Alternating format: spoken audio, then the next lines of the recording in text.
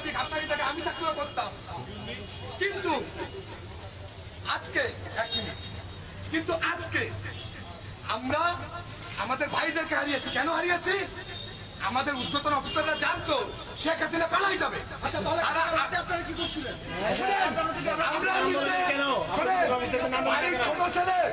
বাড়ির ছোট ছেলে কখনো মাথা উঁচু করে কথা বলতে পারে না।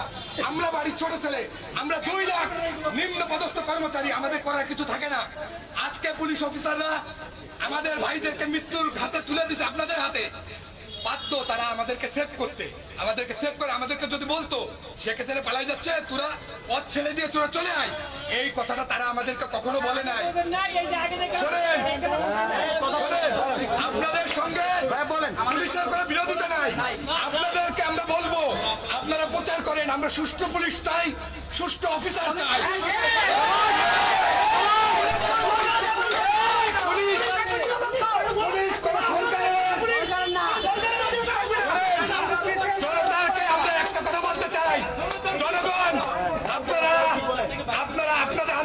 সঙ্গে আরেকটা জিনিস চাই,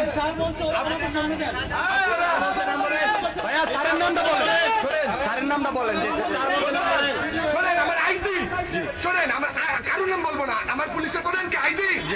আইজি তো পারতো তার ছেলে মেয়েদেরকে আমাদেরকে কালকে আমাদেরকে সংরক্ষণ করতে পারতো না? অবশ্যই। সে মনে করেন কি চোরের মতো পালাইছে। আজকে একজন পুলিশের আইজি চোরের মতো কেন পালাবে বলেন? সে ঘুষখোর, সে সরকারের চাকর। কিন্তু আপনাদের কাছে আমাদের একটা দাবি, আপনারা জনসাধারণ একটা জিনিস তুলে ধরেন, পুলিশকে আমরা নিরাপত্তা চাই। পুলিশ কোন স্বরাষ্ট্রমন্ত্রী থাকবে না, পুলিশ থাকবে না, পুলিশ স্বতন্ত্র থাকবে, পুলিশ আজকে স্বতন্ত্র থাকবে। আমরা জনগণের বন্ধু হতে চাই, জনগণের সঙ্গে আমরা কাজ করতে চাই। ভিতরে কি অবস্থা কিছু বলতে পারেন? আমাদের ভিতরে আমাদের ভাইদের যে লাশ, আমরা এটা নিতে পারছি না। কত লাশ হতে পারে ভাইয়া? ভাইয়া লাশের সংখ্যাটা হতে পারে? আপনারা যারা সাংবাদিক ভাইরা আছেন, ভাইয়া লাশের সংখ্যাটা একটু বলেন।